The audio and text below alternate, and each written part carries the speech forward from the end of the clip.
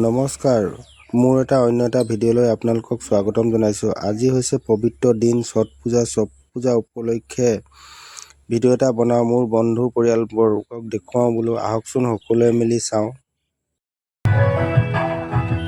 Hello' গাইছ, এয়া আমাৰ ঋতুদা আৰু আজি আমাৰ এই শালিমাৰী ছট ঘাটত আহিছে ছট পূজা উপলক্ষে সূৰ্য ষষ্ঠী ব্ৰত আৰু গাঁৱৰ সকলোৱে পালন কৰে আৰু ঋতুদা আহিছে।